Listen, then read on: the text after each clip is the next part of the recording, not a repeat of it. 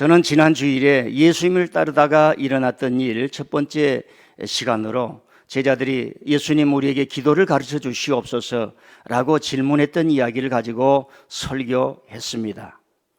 왜 제자들이 예수님께 기도하게 해달라고, 기도를 가르쳐 달라고 질문했을까?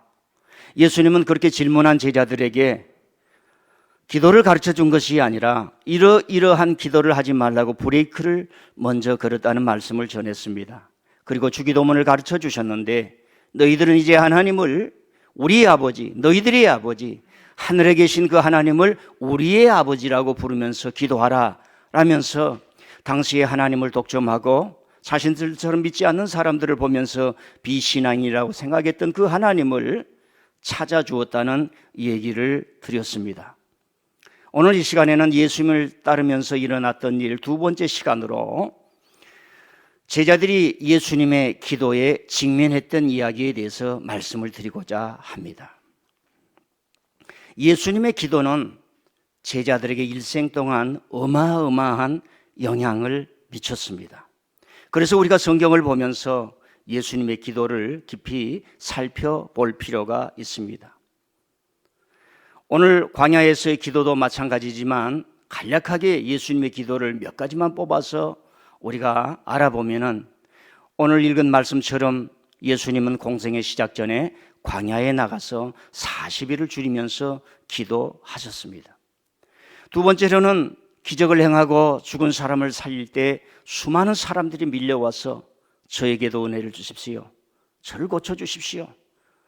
저의 마음도 위로해 주시옵소서 할 때에 예수님은 그들을 외면하고 피해서 한적한 곳으로 가셨습니다. 이게 예수님과 우리의 인생에 살아가는 다른 점입니다. 한적한 곳을 찾아가서 기도하셨습니다.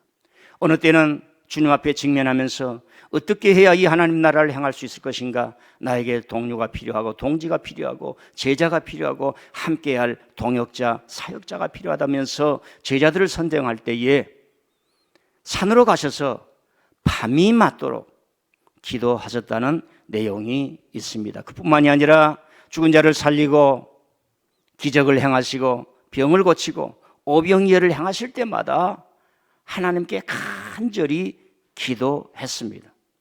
그리고 겟세마네 동산에서 땀이 떨어져 핏방울이 되더라면서 사방이 캄캄할 때에 예수님은 뒤로 물러서지 아니하고 정면으로 거기에서 주여 이 잔을 지나가게 하여 주시옵소서 기도했던 것 우리가 알고 있습니다. 그뿐만이 아니라 십자가에서 주님 저들을 용서하여 주시옵소서 자기를 죽이는 자들을 향해서 그렇게 기도했다는 주여 저들을 용서해 주시옵소서 라고 기도했다는 것을 우리는 알고 있습니다. 그리고 마지막에 숨이 다하면서 아버지여 내 영혼을 아버지 손에 부탁하나이다 이런 기도를 드렸습니다. 이런 기도와 예수님의 일생과 예수님의 말씀 속에서 제자들이 직면하면서 그들이 앞으로 나가지 못했다는 것을 우리는 알게 됩니다. 여기서 직면했다는 것은 피하지 아니하고 정면 대응해서 예수님의 그것을 다 제자들이 받아들였다는 말씀이 되겠습니다. 사랑하는 성도 여러분, 이런 예수님의 일생의 기도에서 제자들이 직면했던 얘기를 저는 세 가지로 여러분에게 전해주고자 합니다. 첫 번째는 예수님의 기도를 통해서 하나님께 자신을 드렸습니다. 제자들이 그것에 직면했던 겁니다. 우리의 기도는 하나님 이것을 해 주십시오. 하나님 앞으로 시험이 있습니다. 이런 기도지만은 예수님의 기도는 전혀 우리의 기도와 달랐다는 것을 우리가 알고 출발할 필요가 있습니다. 시국이 어수선할 때에 의인 되었던 선지자 세례 요한으로부터 예수님은 세례를 받으실 때에 하늘로부터 이는 내 사랑하는 아들이요 내 기뻐하는 자라는 음성을 듣습니다. 이제 예수님에게는 예수님이 누구이며 그리고 앞으로 어떻게 살아갈 것이며 앞으로 무슨 일을 해야 될 것인가 큰 하나님의 음성을 주셨습니다. 그러자마자 성경은 곧바로 예수님은 성령께 이끌려 광야에 가서 간절히 기도했다고 말씀을 우리에게 전해주고 있습니다. 이 내용을 열어보면은 예수님은 이제는 요셉과 마리아의 아들로서가 아니라 갈릴리에서 살았던 한 젊은이로서 인생이 아니라 아버지를 도우면서 살아갔던 아들로서의 삶이 아니라 그 시대에 하나님의 부름을 따라서 하나님의 때를 알고 하나님 저 여기 있습니다. 하나님 저 여기 있습니다. 하나님 저 여기 있습니다. 라는 기도가 바로 광야의 기도였던 것입니다. 저는 여기에서 예수님의 마음속으로 좀 들어가 보고 싶습니다. 예수님의 공생의 이전에는 사실 성경에서 우리에게 전해준 바가 없지만은 예수님의 일생을 보면은 어느 한순간에 기적처럼 마술처럼 인생이 변해서 메시아의 삶을 산 것이 아니었습니다. 잉태 때부터 하나님의 뜻이 있었고 모르긴 해도 어머니 마리아는 아들 예수님에게 하나님의 뜻을 그렇게 간절히 알려주고 예수님은 어머니 말씀 옳습니다. 예수님이 저를 잉태할 때 이 아이가 커서 앞으로 악한 강한 자의 권세를 내려뜨릴 것이며 어머님이 그렇게 노래했잖아요. 하나님 앞에 찬미했잖아요. 이 어둠의 세력을 만드는 사람들이 누구입니까? 맞습니다. 하나님이 저를 세워주신다면 말씀의 빛, 복음의 빛, 죽어가는 영혼들을 살리는 하나님의 생명의 빛, 악한 자를 내리치는 그런 일을 해야지요. 그러면서 20년, 30년을 예수님이 살아오지 않았겠습니까? 그런데 성령께서 이끌려 기도하게 하십니다. 성령의 강력한 권능으로 영어로 성경을 보면 driving out, 예수님을 가만두지 아니하고 지금 때가 왔다, 하나님이 부르신다. 드라이빙 아웃이라고 하는 것은 카우보이가 큰 양떼와 소떼를 그 채찍을 들고 막 몰아내는 장면입니다. 이제는 여기서 너의 삶을 멈추고 하나님의 세계에 전진하라 하면서 성령이 그런 은혜를 주신 겁니다. 여러분, 이때 예수님의 가슴이 찢어지지 않겠습니까? 아, 하나님이 나를 부르시는구나. 하나님이 나를 쓰시는구나. 이때가 오기를 기다렸는데 하나님이 나를 쓰시는구나. 그런 감격으로 살아가지 않겠습니까? 우리가 일생을 살다 보면요, 그런 감격의 순간이 오지요. 그런 감격의 순간은 합격할 때가 아닙니다. 입사해서 얻은 즐거움이 아닙니다. 결혼해서 얻은 즐거움이 아닙니다. 하나님의 어떤 영적인 계시가 열리고 내가 어떻게 살아가야 할 그 어떤 새로운 천국을 향한 그 은혜가 누구에게든지 있는데, 저와 여러분은 오늘 예수님처럼 광야에서 그때를 기다리고 하나님의 뜻에 주목한다면 그런 일들이 인생에 끊임없이 일어날 줄 믿습니다. 성령께 이끌려 예수님이 광야에서 기도하셨을 때에 주님, 하늘에 계신 아버지 하나님 감사합니다. 이때를 기다렸습니다. 주님이 불러주신 이때를 기다렸습니다. 내 이웃이 눈물을 흘리고 있고 갈릴리 동네의 어떤 사람들이 처절한 인생을 살아가고 있고 이 가짜 세계에서 가짜 종교 속에서 방황하고 있는데 주님, 이제야 저를 부르시나이까? 저를 드리나이다. 이 기도가 광야의 기도였고 제자들은 그것을 보게 된 겁니다.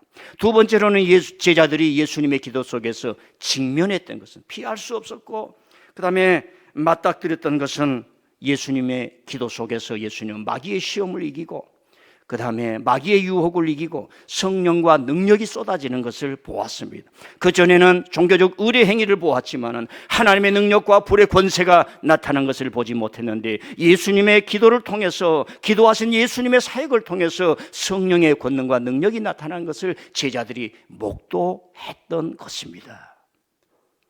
예수님은 광야의 기도 속에 나가셔서 40일을 금식하셨습니다. 그때에 마귀가 시험을 합니다. 그대가 하나님의 아들이거든, 이게 전제입니다. 그대가 하나님의 아들이거든 이 돌들을 명하여 떡덩이가 되게 하라.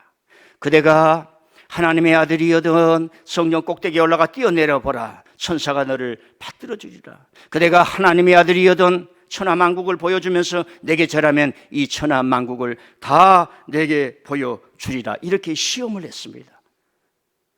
이제 여러분들에게 제가 질문을 한번 해봅니다. 만일에 하나님께서 여러분에게 예수님을 시험하라고 찬스를 주신다면, 시험이 아니라 예수님께 질문을 한번 해보라고 찬스를 주시면 여러분들은 무슨 질문을 할 수 있으며 무슨 시험의 내용을 가지고 나아갈 수 있겠습니까? 우리는 성경을 한 번도 그렇게 읽어보지 못했기 때문에 지금 제 질문에 혼동이 올 수도 있습니다. 성경에 많이 나옵니다. 어떤 젊은이는 와서 이렇게 말합니다. 그 수많은 율법 중에 당신이 똑똑하다고 하던데 큰 계명이 무엇입니까? 라고 비단 주머니를 주면서 율법 테스트를 합니다. 어떤 사람은 와서 세례 요한이 사람이요 선지자요 이렇게 테스트를 했습니다. 어떤 사람은 와서 이 거대한 로마에 세금을 낼까요 말까요 이렇게 시험을 했습니다. 그리고 어떤 사람은 이 여자가 우리가 보기에 참 좋지 않은 못된 여자인 것 같은데 돌로 쳐서 죽일까요 살릴까요? 당신 말대로 하면은 사람들을 사랑해서 살린다고 하던데 이런 시험을 던졌습니다. 어떤 사람 와서 내 앞에 와서 한번 기적을 보여보세요. 이런 시험을 했습니다. 사랑하는 성도 여러분, 마귀의 시험은 말도 안 되는 시험들입니다. 아니 마귀 지가 뭔데 돌덩이를 명하여 떡덩이가 되게 하라고 합니까? 마귀 지가 뭔데 예수님을 성전 꼭대기로 올라갔다고 하는데 예수님이 올라갔는지 잘 모르겠어요. 뛰어내리라고 합니까? 마귀 지가 뭔데 온 천하를 보여줬대요. 여러분 그때 당시는 세계 지도도 없는 때고 천문학에 대한 그 지식이 헬라의 그리스 철학자들 외에는 아무도 모릅니다. 그런데 지가 어떻게 천하 만국을 보여줄 수가 있습니다. 말도 안 되는 이야기로 마귀가 시험을 한 것입니다. 여러분 예수님이 지금 하나님 앞에 자신을 드리고 있는데 마귀의 소리가 들려오겠습니까? 저와 여러분 인생을 바로 살고 있고 내 가정을 지키고 있는데 우리가 세상의 유혹에 내 마음을 빼앗길 수가 있습니까? 하나님께서 내게 민들레 교회를 주시고 하나님께서 나의 삶을 이것을 통해서 정화시켜가며 나의 삶에 은혜를 주시는데 소홀히 할 수 있습니까? 지금 예수님은 이 어마어마한 세계에 하나님 앞에 자신을 드리고 있는데 마귀의 소리가 들려오겠냐는 겁니다. 여러분 마귀가 번지수를 잘못 찾은 겁니다. 예수님이요 마귀를 당장 쫓아버렸어요. 제가 가만 보니까 쇠파리를 쫓듯이 쫓아버렸어요. 제가 어렸을 때에 소를 많이 먹였거든요. 쇠파리가 얼마나 온지 몰라요. 쇠파리는 다 쫓아버린 거예요. 죽이는 겁니다. 예수님이 쇠파리를 쫓듯이 마귀를 쫓아버렸습니다. 우리의 의식에는 마귀가 가득 차 있다. 우리의 영혼에 마귀가 차 있다. 마귀가 차 있으면 우리가 무서워한다. 벌벌 떨어야 한다. 이런 의식으로 가득 차면서 악을 쓰면서 마귀야 물러가라 이렇게 해야 마귀가 떠나간 줄 압니다. 어떤 사람이 지나가다 이 집에 애군이 많이 끼었고 보니까 그 어둠이 있대. 이렇게 말하는 사람 얘기를 듣고 자기가 정말 마귀가 낀 줄 알아요. 아들이 죽습니다. 아버지가 죽습니다. 그런 소식을 듣고 와서 하는 얘기가 묘자리를 잘못 써서 애군이 끼었다고 이렇게 얘기를 합니다. 그 얘기를 듣는 게 사람이에요. 여러분 사람은 얼토당토하는 이야기, 마귀의 얼토당토하는 얘기에 속고 속아 넘어가는 것이 사람입니다. 여러분 마귀는 얼토당토 않는 이야기를 가지고 유혹하는 거예요. 여러분요 마가복음 4장이나 마태복음 4장에 나온 이 광야의 마귀시험 이야기는 제가 우리 교인들에게만 비밀로 알려드리겠어요. 이건 이 장면 단독으로 이해할 수 없어요. 이것은 서론 부분입니다. 앞으로 예수님의 일생 동안 사역의 일생 동안 이렇게 무수한 시험이 있을 것이다라고 하는 전제하는 거예요. 그리고 그 시험이 이렇게 왔다 저렇게 왔다 어떤 이는 와서 표적을 보여주세요. 어떤 이는 와서 율법 중에 어떤 계명이 크냐고 이렇게 시험하는 장면을 쫙 펼치면서 예수님이 가시면서 마치 말입니다. 그 말씀의 검으로 샥샥샥샥샥샥샥 빗자루로 다 쓸어버린 것처럼 길대버린 것처럼 성경을 처음부터 끝까지 읽으면 그런 길이 보이는 것이 바로 이 말씀입니다. 여러분 마귀라는 탈을 쓰고 예수님께 오지만 예수님은 그것을 마귀로 보지 않고 악한 세력으로 보고 그러면서 하나님의 말씀으로 물리친 장면이 나옵니다. 오늘 말씀에 나오는 이 마귀라는 용어는 존재론적인 실체가 아니라 너가 하나님의 아들이면 하나님의 아들을 부인한 유대 종교 세력들, 로마의 권력자들, 초대교회가 그때 당시에 하나님의 아들을 거부했던 신플라톤주의, 말시온주의, 영지주의 그리고 신앙을 오로지 체험으로 끝내버리고 불을 받아야 된다는 그런 생각으로 가득 찼던 몬타누스 같은 그런 사람들을 지명하는 거예요. 그런 사람들은 예수님을 하나님의 아들, 십자가에 달리신 하나님의 아들, 우리의 구원자를 믿지 않았던 것입니다. 그런데 제자들이 이런 예수님이 예루살렘에 올라가서 대제사장들을 만납니다. 그리고 여러 사람들을 만납니다. 그 사람들에게 화 있을진저 너희들은 눈이 있어도 보지 못할 소경과 같고 너희들은 귀가 있지만 듣지 못하는 기보리 같구나. 이 말씀 앞에 그들이 처절하게 가을 낙엽처럼 떨어지면서 초라한 권세가들, 그때 당시에는 목에 힘을 주고 우리처럼 하나님을 섬기고 우리처럼 살아야 한다는 그런 엘리트들이 예수님의 말씀 앞에 초라하게 떨어져 버리는, 추락해 버리는 것을 제자들이 목도했습니다. 그런 모습을 보기 위해서 많은 사람들이 밀려옵니다. 그때에 거기에 있던 사람들이 예수님을 보고 뭐라고 하는 줄 아십니까? 그의 가르침이 서기관과 바리새인들 같지 아니하도다. 여러분, 일반 대중이 저와 여러분이 저들이 가르치는 것이 가짜구나, 생각의 변화, 사유의 변화, 인식의 지진이 일어나 버리고 말았던 겁니다. 놀라운 일이 일어나는 거지요. 제자들은 예수님이 기도하면서 마귀를 물리치고 성령과 권능이 일어나서 수많은 일을 하는 걸 보고 제자들이 직면하게 된 겁니다. 사도행전 10장 28절에 제자들은 이 예수님의 모습을 보고 이렇게 말씀했습니다. 하나님께서 성령과 능력을 하늘에서 기름 붓듯 하시매 그가 두루다니시며 마귀에게 눌린 자를 고치시고 모든 귀신들을 자를 고치셨으니 이는 하나님이 함께 하셨습니다.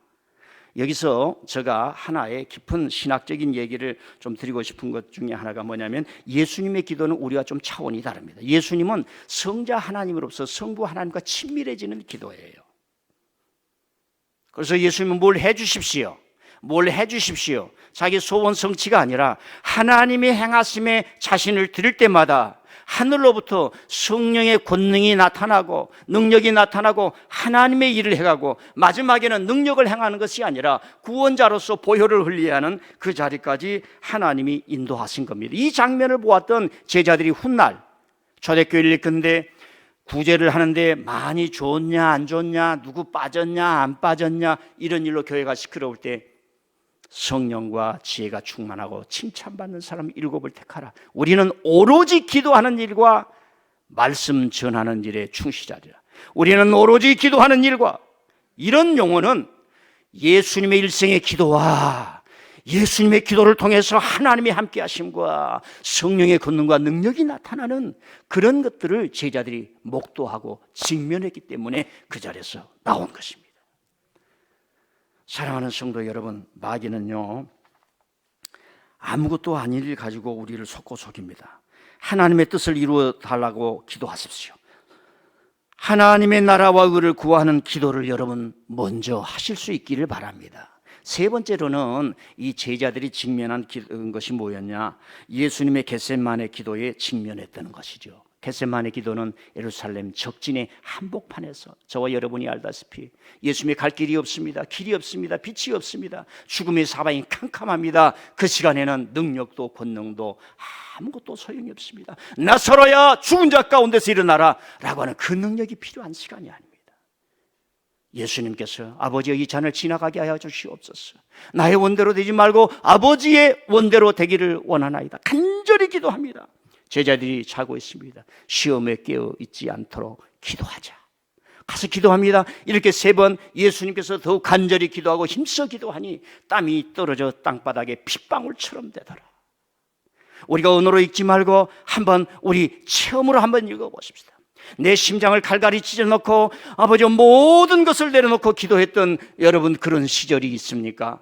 하나님께서는 앞으로 한 번 이상은 여러분들에게 그런 찬스를 줄 것입니다. 하나님은 침묵합니다. 예수님은 지금 내 마음이 심히 고민하여 죽게 되었나니 겟세마네 동산에서 십자가에 죽기 전에 이미 죽습니다. 하나님은 침묵합니다. 응답이 없습니다. 그런데 예수님이 오셔서 얘들아 이제 자라. 보라 나와 함께 일어나 가자. 보라 나를 파는 자가 왔도다. 길이 열려버린 겁니다. 저는 여기에서 찬송 하나를 부르고 싶어요. 불 속에라도 들어가서, 불 속에라도 들어가서 세상에 널리 전하리. 주의 설은 같이 합니다. 불 속에라도 들어가서, 불 속에라도 세상에 널리 전하리. 주의 사랑을. 왜 하나님께서 침묵하셨습니까? 여러분, 기도할 때 하나님이 침묵하는데 응답을 받아본 적이 있습니까? 그래, 이 길이야 확신이 일어나 본 적이 있습니까? 제자들에게 와서 말합니다. 이제 쉬고 자라. 이제 일어나 나와 함께 가자. 보라, 나를 파는 자들이 왔더라. 일어서서 그 어둠 속으로 가게 됩니다. 간략하게 말씀드리면 하나님은 침묵합니다. 왜요? 겟세마네 동산에서 자신을 드렸던 3년 전의 광야의 기도 속에 주님의 뜻으로 나를 써주시옵소서, 자신을 제물 드렸던 그 기도로 주님을 인도하셨습니다. 사랑하는 성도 여러분, 이것이 왔을 때 자기를 파는 자들은 자기 도우미로 볼 수 있습니다. 자기를 죽이는 자들은 하나님의 뜻을 행하는 자도 볼 수 있기 때문에 주여 저들을 용서하여 주시옵소서.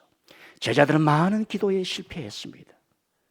겟세마네 동산의 기도에서 특별히 실패했습니다. 그런데 주님이 죽으시고 난 이후 제자들의 기도에 승리합니다.